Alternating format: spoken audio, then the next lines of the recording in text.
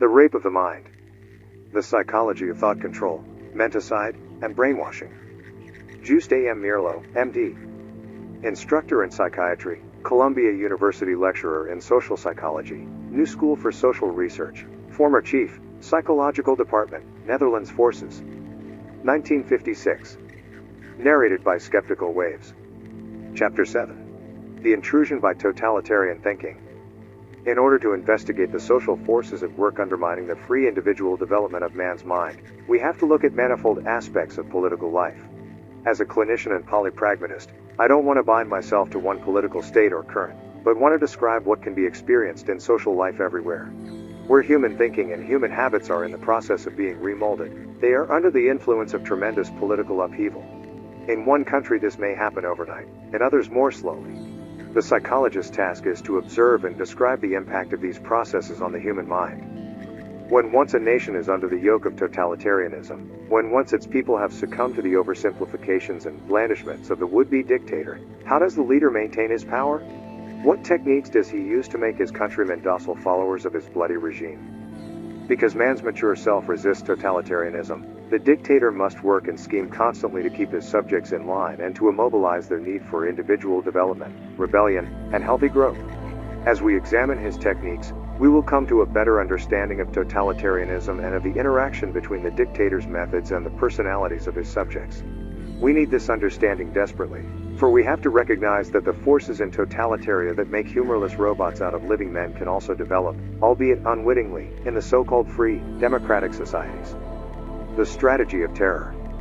The weapon of terror has been used by tyrants from time immemorial to make a meek instrument of man.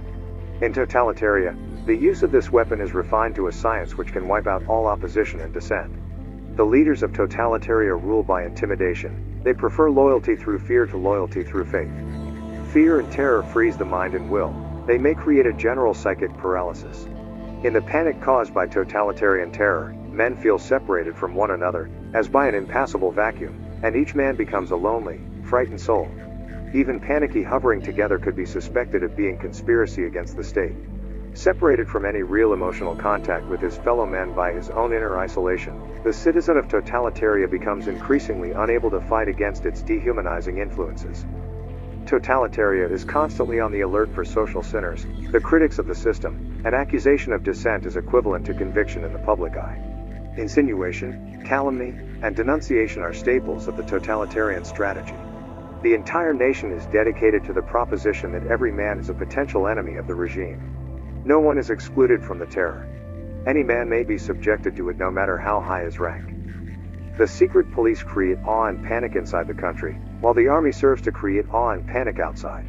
Just the thought of an outbreak of terror, of even a possible future terror, makes men unwilling to express their opinions and expose themselves.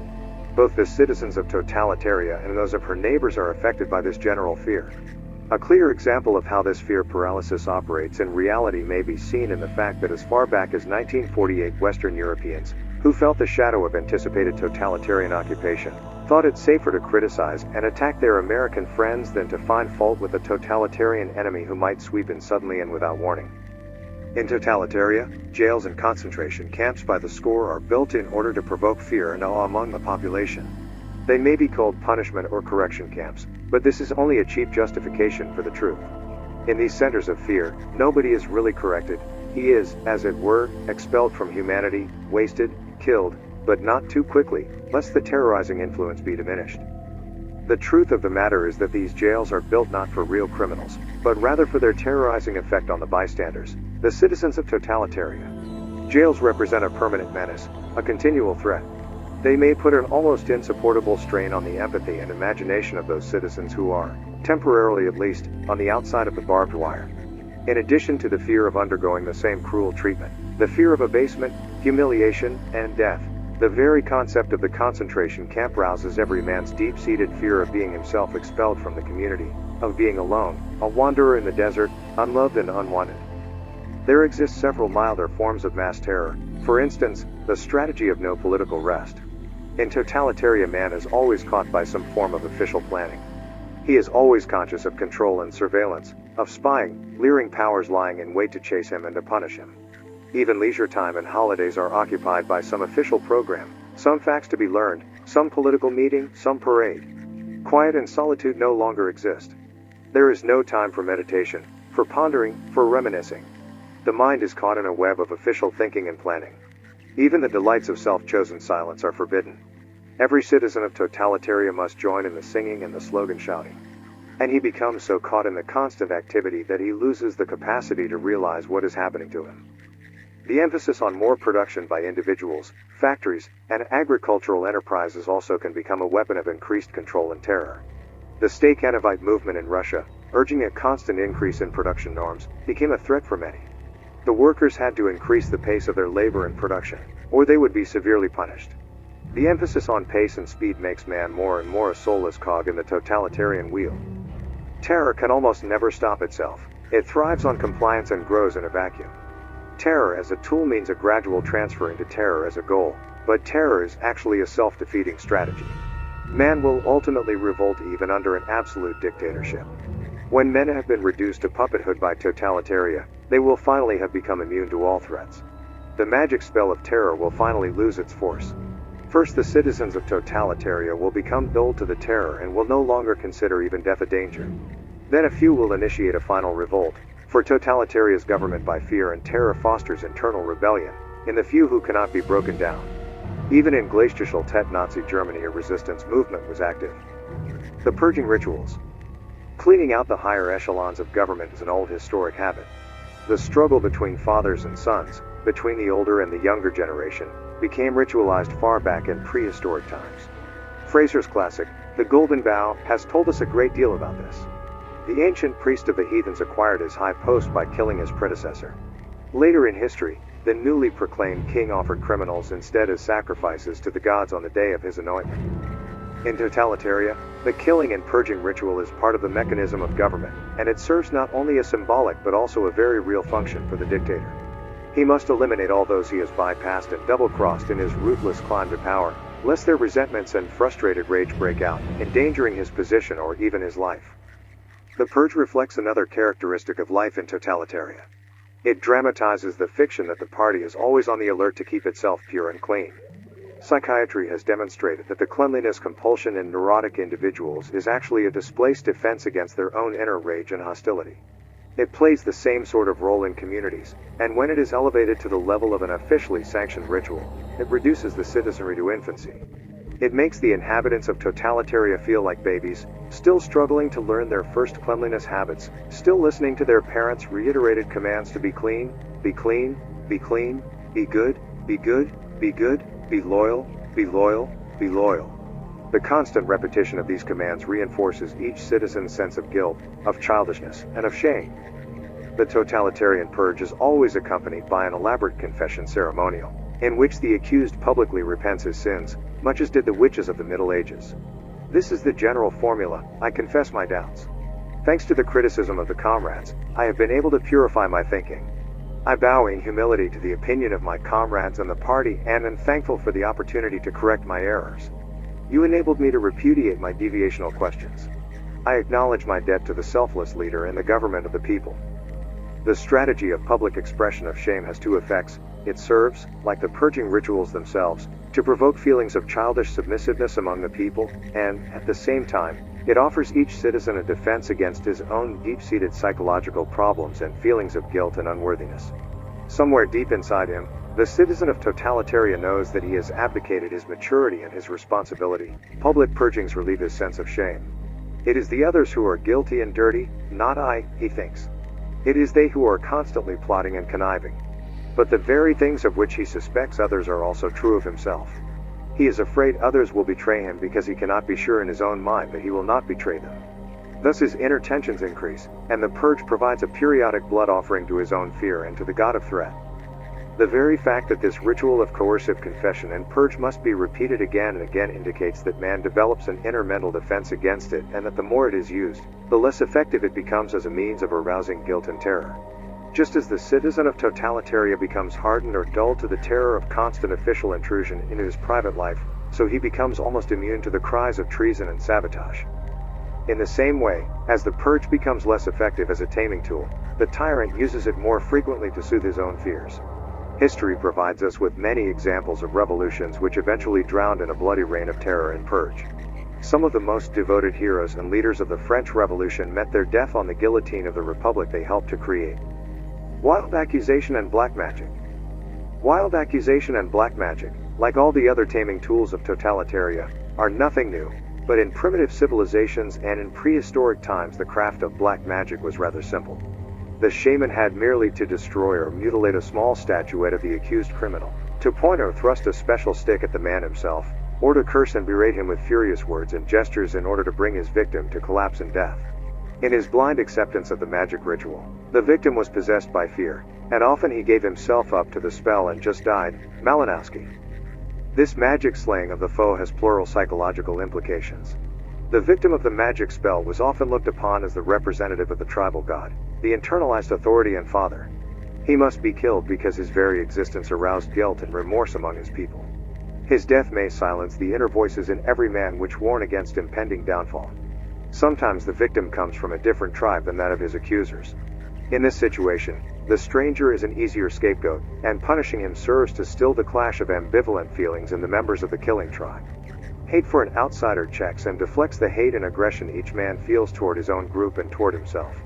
The more fear there is in a society, the more guilt each individual member of the society feels, the more need there is for internal scapegoats and external enemies. Internal confusion looks for discharge in outside wars. In Totalitarian, the air is full of gossip, calumny, and rumor. Any accusation, even if it is false, has a greater influence on the citizenry than subsequent vindication.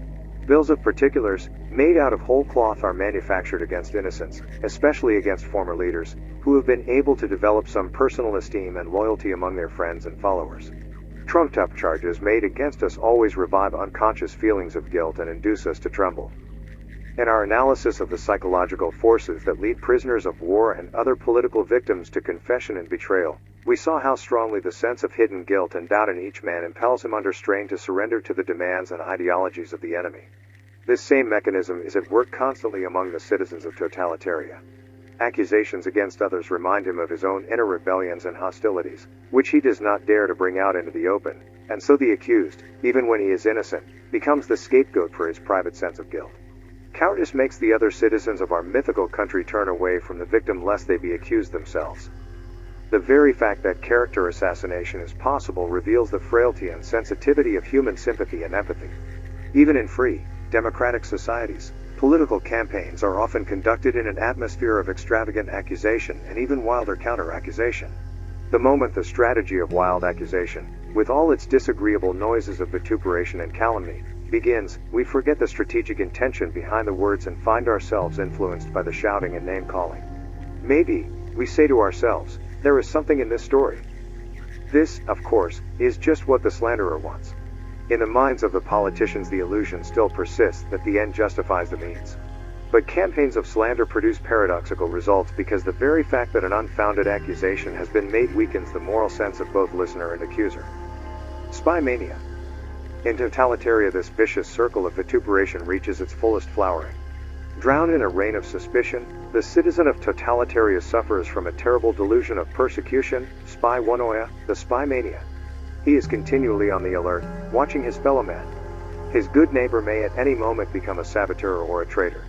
The citizen of Totalitarian hardly ever looks for confusion or flaws in his own soul, but projects them onto scapegoats, until he himself finally becomes the victim of someone else's spy paranoia. Every citizen is constantly trying to search out everyone else's innermost thoughts. Because one's own hidden thoughts are projected on one's neighbors, thinking in itself becomes the enemy. This great fear of the inner thoughts of our fellow man is related to a general process of paranoiac re-evaluation of the world as a result of fear and totalitarian thinking. In the denial of human loyalty and in the constant delusion of treason and sabotage are expressed the whole infantile mythology of totalitarian and its repudiation of mature human relationships. Through interrogation, character assassination, humiliation, mental terror, and demoralization, such as happens in individual and collective brainwashing, man can be so utterly demoralized that he accepts any political system. He is nothing anymore. Why should he oppose matters? In Totalitarian there is no open policy, no free discussion, no honest difference of opinion. There is only intrigue and denunciation, with their frightening action on the masses. The strategy of wild accusation is used not only against totalitarian citizenry, but also against the rest of the world. Totalitarian needs the images of outside enemies, imaginary cruel monsters who spread plague and disease, to justify its own internal troubles. The remnants of the individual citizen's conscience are calmed and held in check by a paranoid attack on the rest of the world. The enemy is poisoning our food, throwing beetles and bacteria into our crops. This myth of an imaginary world conspiracy aims at bringing the fearful citizens of Totalitarian into a concerted defense against non-existent dangers. It conceals, at the same time, internal failures leading to diminishing crops and lack of food. Projecting blame onto others reinforces each citizen's sense of participation in the totalitarian community and instills the nagging internal voice demanding that he act as a self-responsible individual. The myth of external plotting also increases the individual citizen's feeling of dependence and immaturity. Now only his dictatorial leader can protect him from the evil world outside, a world which is described to him as a vast zoo, inhabited by atomic dragons and hydrogen monsters. The strategy of criminalization. As we said before, the citizen of Totalitarian may be able to fulfill some of his irrational, instinctual needs in return for his submission to totalitarian slavery. Hitler Germany taught us the accepted pattern. The citizen and party member is encouraged to betray his friends and parents, something the angry, frustrated baby in him has often wanted to do. He may live out in action his deeply repressed aggressions and desires for revenge. He no longer has to suppress or reject some of his own primitive impulses. The system assumes the full burden of his guilt and hands him a ready-made list of thousands of justifications and exculpations for the release of his sadistic impulses. Flowery catchwords, such as historical necessity, help the individual to rationalize immorality and evil into morality and good. We see here the great corruption of civilized standards. In his strategy of criminalization, the totalitarian dictator destroys the conscience of his followers, just as he has destroyed his own. Think of the highly learned and polished Nazi doctors who started their professional life with the Hippocratic Oath, promising to be the helping healer of man, but who later in cold blood inflicted the most horrible tortures on their concentration camp victims, Meerloo. They slaughtered innocents by the thousands in order to discover the statistical limits of human endurance. They infected other thousands as guinea pigs because the Führer wanted it so. They had lost their personal standards and ethics completely and justified all their crimes through the Führer's will. Political catchwords encouraged them to yield their consciences completely to the dictator. The process of systematic criminalization requires a deculturation of the people. As one of Hitler's gang men said, "When I hear the word civilization, I prepare my gun." This is done to consistently arouse the instinct of cruelty. People are told not to believe in intellect and objective truth, but to listen only to the subjective dictates of the Moloch state, to Hitler, to Mussolini, to Stalin. Criminalization is conditioning people to rebellion against civilized frustrations. Show them blood and bloody scapegoats, and 1,000 years of acculturation fall away from them. This implies imbuing the people with hysteria, arousing the masses, homogenizing the emotions. All this tends to awaken the brute Neanderthal psyche in man. Justify crime with the glamorous doctrine of race superiority, and then you make sure the people will follow you. Hitler knew very well what he was doing when he turned the German concentration camps over to the unleashed lusts of his stormtroopers. Let them kill and murder was the device. Once they have gone so far with me, they must go on to the end.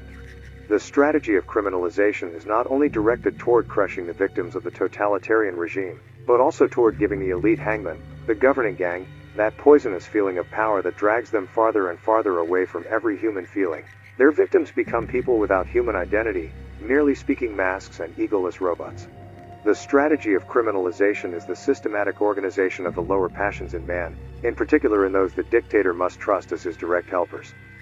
Under the pressure of totalitarian thinking, nearly every citizen identifies with the ruling gang, and many must prove their loyalty by murder and killing, or at least expressing their approval of murder and killing. The boredom of totalitarian's automatic patterns of living leads the deluded citizens to welcome the adventure of war and crime and self-destruction. Each new act of torture and crime makes new bonds of fidelity and unscrupulous obedience, especially within the leading gang. In the end, driven by crime and guilt, the ruling members have to stick it out together because the downfall of the system would bring about the downfall of the entire gang, both leaders and followers. The same thing holds true in the criminal world. Once a man has taken the first step and rejected the laws of society and joined the criminal gang, he is at war with the outside world and its moral evaluations. From that point on, the gang can blackmail him and subdue him. In Totalitaria, the vicious circle of criminalization of the citizenry, in which the means become ends in themselves, grows into a cynical conspiracy covered with the cynical flag of decent idealism. The country's leaders use such simple words as the universal campaign of peace, and the citizens rejoice and take pride in these words. Only a few among them know what deceptive deeds lie behind the flowery phrases. These perversions are also incorporated into a great nationalistic myth. The Third Reich, the new empire, the People's Republic, and the citizens' desire to do something heroic becomes identified with doing something violent and criminal. Blood becomes a magic fluid, and shedding someone else's blood becomes a virtuous and life-giving deed. Unlimited killing, as it is practiced in totalitarian systems, is related to deep, unconscious fears. The weak and emotionally sick in any society kill out of fear, in order to borrow, in a magic way, their dead victims' strength and happiness, as well as, of course, their material possessions. The killing of millions in the Nazi gas ovens was part of this ancient mythology of murder. Perhaps the members of the master race thought that slaughtering the Jews would ensure that the Germans would endure pain for as many centuries as had their victims. It is part of an old primitive myth that through killing one fortifies and prolongs one's own life. Let us not forget that forces of reason and understanding in man are rather weak. It is difficult to control the fire of explosive drives, once they are lighted. Totalitarianism must kill, slaughter, make war. Totalitaria preaches hatred, and the totalitarian mouthpiece is a lonely, deluded, tough Superman, calling for hatred and injustice and arousing intensified fanaticism unhampered by any moral feeling or remorse. His battle cry reinforces the dictator's hold on his subjects, because each citizen, in and through his guilty deeds, learns to hate his victim, whose very suffering arouses even more the criminal's deeply buried sense of guilt. Verbocracy and semantic fog, talking people into submission. After the First World War, we became more conscious of our attitude toward words. This attitude was gradually changing. Our trust in official catchwords and cliches and in idealistic labels had diminished. We became more and more aware of the fact that the important questions were what groups and powers stood behind the words, and what their secret intentions were. But in our easygoing way we often forget to ask this question, and we are all more or less susceptible to noisy, oft-repeated words. The formulation of big propagandistic lies and fraudulent catchwords has a very well-defined purpose in Totalitaria, and words themselves have acquired a special function in the service of power, which we may call verbocracy. The big lie and the phony slogan at first confuse and then dull the hearers, making them willing to accept every suggested myth of happiness. The task of the totalitarian propagandist is to build special pictures in the minds of the citizenry so that finally they will no longer see and hear with their own eyes and ears, but will look at the world through the fog of official catchwords and will develop the automatic responses appropriate to totalitarian mythology. The multiform use of words in double talk serves as an attack on our logic, that is, an attack on our understanding of what monolithic dictatorship really is. Hear the nonsense, peace is war and war is peace. Democracy is tyranny and freedom is slavery. Ignorance is strength. Virtue is vice and truth is a lie. So says the Ministry of Truth in George Orwell's grim novel, 1984. And we saw this nightmare fantasy come true when our soldiers who had spent long years in North Korean prison camps returned home talking of totalitarian China with the deceiving cliché of the people's democracy. Pavlovian conditioning to special words forces people into an automatic thinking that is tied to those words. The words we use influence our behavior in daily life, they determine the thoughts we have. In Totalitaria, facts are replaced by fantasy and distortion. People are taught systematically and intentionally to lie, Winokur. History is reconstructed, new myths are built up whose purpose is twofold, to strengthen and flatter the totalitarian leader, and to confuse the luckless citizens of the country. The whole vocabulary is a dictated set of slowly hypnotizing slogans. In the semantic fog that permeates the atmosphere, words lose their direct communicative function. They become merely commanding signs, triggering off reactions of fear and terror. They are battles cries and Pavlovian signals, and no longer represent free thinking. The word, once considered a first token of free human creation, is transformed into a mechanical tool. In Totalitaria, words may have a seductive action, soothing or charming their hearers, but they are not allowed to have intrinsic meaning. They are conditioners, emotional triggers, serving to imprint the desired reaction patterns on their hearers. Man's mental laziness, his resistance to the hard labor of thinking, makes it relatively easy for Totalitaria's dictator to bring his subjects into acceptance of the big lie. At first the citizen may say to himself, all this is just nonsense, pure double talk, but in the very act of trying to shrug it off, he has become subject to the power of the inherent suggestion.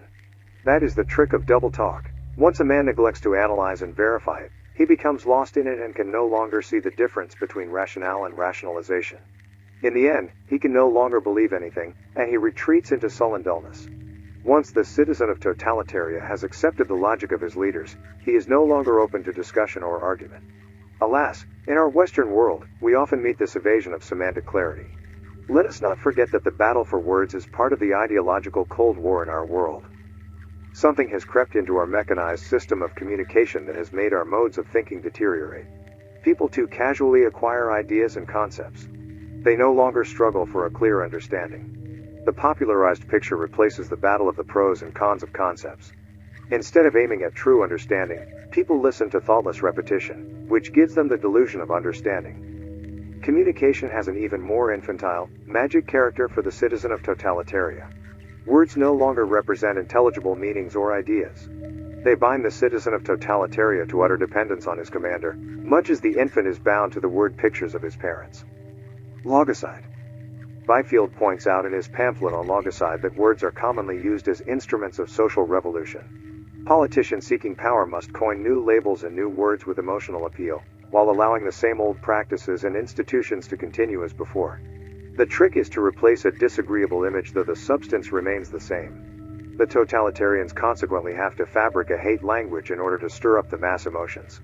We have all experienced how the word peace doesn't mean peace anymore. It has become a propagandistic device to appease the masses and to disguise aggression. The verbocracy and totalitarian thinking and the official verbosity of demagogues serve to disturb and suffocate the free minds of citizens.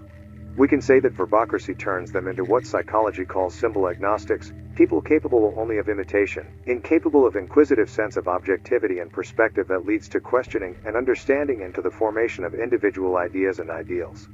In other words, the individual citizen becomes a parrot, repeating ready-made slogans and propaganda catchwords without understanding what they really mean, or what forces stand behind them. This parrotism may give the citizen of Totalitarian a certain infantile emotional pleasure, however. Heil, Heil, Duce, Duce, these rhythmic chants afford him the same kind of sound enjoyment children achieve through babbling, shrieking, and yelling. The abuse of the word and the enshrinement of propaganda are more obvious in Totalitarian than in any other part of the world. But this evil exists all over. We can find all too many examples of it in actual conversation.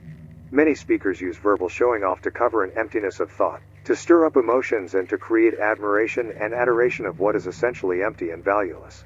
Loudmouth phoniness threatens to become the ideal of our time. The semantic fog in Totalitarian is thickened by the regimentation of information.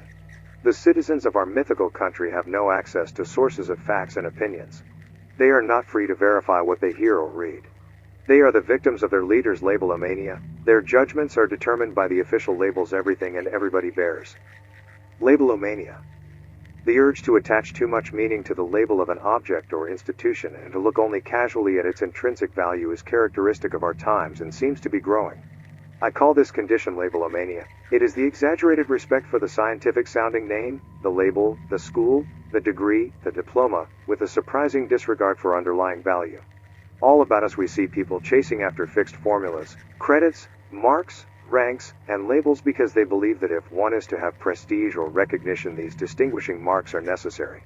In order to obtain acceptance, people are prepared to undergo most impractical and stylized training and conditioning, not to mention expense, in special schools and institutions which promote certain labels, diplomas, and sophisticated facades. Not long ago, a psychiatric colleague worked in a clinic where a different terminology was used, and the ideas of his former teachers, because they were expressed in terms other than those of the clinic, were criticized and even vilified. My colleague was a good practical therapist, yet he came to need psychotherapy himself, to counteract the utter confusion resulting from daily contacts with aggressive adepts of a different terminology, just as much as some of our soldiers released from the Korean prison camps. There is something essentially unpleasant in the need to express and judge all opinions and evaluations in accepted cliches and labels. It implies a devaluation of the work or of the idea involved, and it denies the subtle human differences between people and the phenomena their words describe. In Totalitarian, man is so anxiety-ridden, so fearful of any deviation from the prescribed opinions and ways of thinking that he only allows himself to express himself in the terms his dictators provide. To the citizen of Totalitarian, the acknowledged label becomes more important than the eternal variation that is life. As words lose their communicative function, they acquire more and more of a frightening, regulatory, and conditioning function. Official words must be believed and must be obeyed. Dissension and disagreement become both a physical and an emotional luxury. Vituperation, and the power that lies behind it, is the only sanctioned logic. Facts contrary to the official line are distorted and suppressed. Any form of mental compromise is treason. In Totalitaria, there is no search for truth, only the enforced acceptance of the totalitarian dogmas and cliches. The most frightening thing of all is that parallel to the increase in our means of communication, our mutual understanding has decreased. A Babel-like confusion has taken hold of political and non-political minds as a result of semantic disorder and too much verbal noise. The apostatic crime in Totalitarian. Totalitaria makes the thinking man a criminal, for in our mythical country the citizen can be punished as much for wrong thinking as for wrongdoing. Because the watchful eyes of the secret police are everywhere, the critic of the regime is driven to conspiratorial methods if he wants to have even a safe conversation with those he wants to trust. What we used to call the Nazi gesture was a careful looking around before starting to talk to a friend. The criminal in Totalitaria can be an accidental scapegoat used for release of official hostility, and there is often need for a scapegoat. From one day to the next, a citizen can become a hero or a villain, depending on strategic party needs. Nearly all of the mature ideals of mankind are crimes in Totalitaria. Freedom and independence, compromise and objectivity, all of these are treasonable. In Totalitaria there is a new crime, the apostatic crime, which may be described as the obstinate refusal to admit imputed guilt. On the other hand, the hero in Totalitaria is the converted sinner, the breastfeeding, recanting traitor, the self-denouncing criminal, the informer, and the stool pigeon. The ordinary, law-abiding citizen of Totalitaria, far from being a hero, is potentially guilty of hundreds of crimes. He is a criminal if he is stubborn in defense of his own point of view. He is a criminal if he refuses to become confused. He is a criminal if he does not loudly and vigorously participate in all official acts. Reserve, silence, and ideological withdrawal are treasonable. He is a criminal if he doesn't look happy, for then he is guilty of what the Nazis called physiognomic insubordination. He can be a criminal by association or disassociation, by scapegoatism, or by projection, by intention or by anticipation. He is a criminal if he refuses to become an informer. He can be tried and found guilty by every conceivable ism, cosmopolitanism, provincialism, deviationalism, mechanism, imperialism, nationalism, pacifism, militarism, objectivism, subjectivism, chauvinism, equalitarianism, practicalism, idealism. He is guilty every time he is something. The only safe conduct path for the citizen of Totalitaria lies in the complete abdication of his mental integrity.